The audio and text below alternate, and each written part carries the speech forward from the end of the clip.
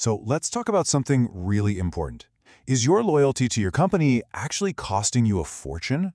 Today, we are pulling back the curtain on a hidden system in corporate America that, believe it or not, quietly penalizes long-term employees. Let's dive in. Okay, let me paint you a picture, one that probably sounds pretty familiar. Meet Fred. He's the ideal employee, right? He's dedicated, he always hits his targets, and he's been with his company for years.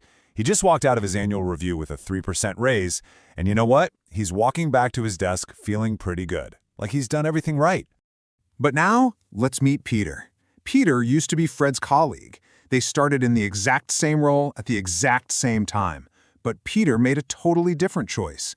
While Fred stayed loyal, Peter decided to switch companies every few years. He was effectively forcing the market to reprice him each and every time.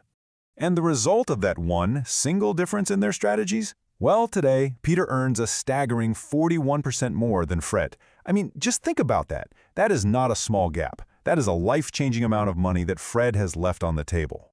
So you gotta be asking, how on earth is a gap like that even possible? This isn't just a fluke, it's not bad luck for Fred. No, this is the direct result of a hidden system, a kind of corporate arithmetic that is quietly working against long-term employees, just like him. What Fred is running into here is something called the loyalty discount. And it's so important to understand this. It is a structural reality, not a personal failure on Fred's part.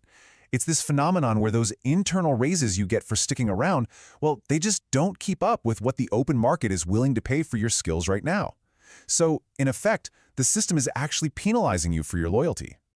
So let's pull back that HR curtain and really understand the mechanics of why this happens. Why is that little 3% raise you get every year not actually the reward you think it is?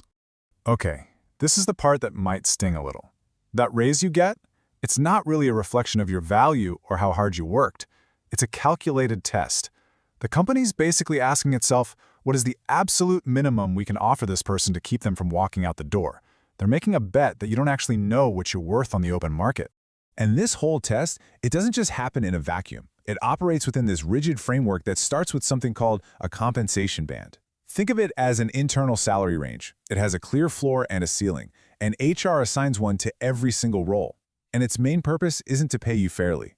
It's to keep the company's salary costs predictable and, under control. So what happens as you get those little raises year after year and you move closer to the top of that band? Well, here's the crazy part.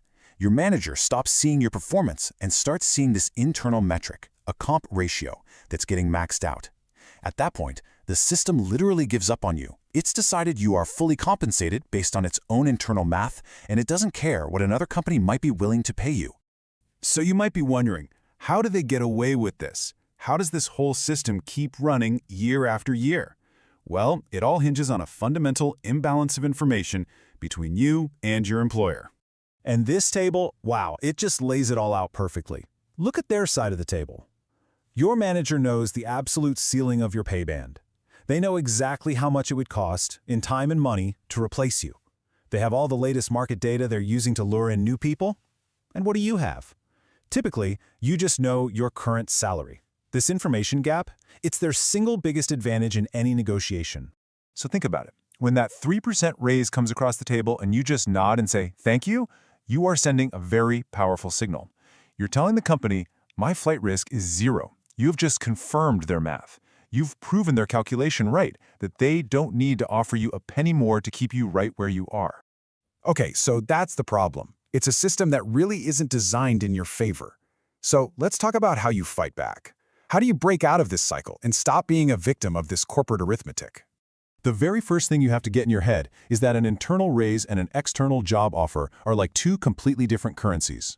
An internal raise is limited by budgets, it's anchored to your salary history.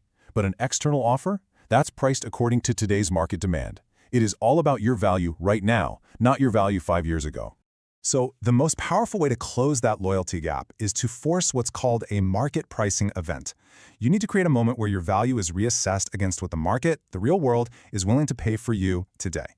And yeah, the most common way to do that is to get an offer from a new company. Now, this doesn't mean you have to storm out and quit your job tomorrow, but it absolutely means you have to be prepared. You have to close that information gap. First, do your homework. Research salary data online for your role. Second, talk to actual people, recruiters, former colleagues. And third, put it all together. Calculate your market gap, the real difference between what you're paid and what you're actually worth. And this right here is the crucial mindset shift you need to make. When you go into that next review, this isn't about an emotional appeal about how hard you've worked. This is about presenting cold, hard facts based on the documented reality of your market value. You have to start speaking the same language the company speaks, the language of numbers. All right, let's bring this all together. At the end of the day, the goal here isn't to be confrontational or to just jump from job to job. The goal is to make sure you are not the only person in the room who doesn't know the score. Here's the single most important takeaway. Your compensation is not a one-time thing. It's a negotiation that never, ever truly ends. The company's system will always, by default, offer you the lowest amount it thinks you will accept. The only thing, the only variable that can tip the scales in your favor is whether you've done the math yourself. So I'm going to leave you with this one final question to really think about. Based on how you manage your career and your compensation, does your company see you as a reliable resource, something to be maintained at the lowest possible cost? Or do they see you as a strategic asset, something to be invested in? The choice and the math? Well, that's up to you.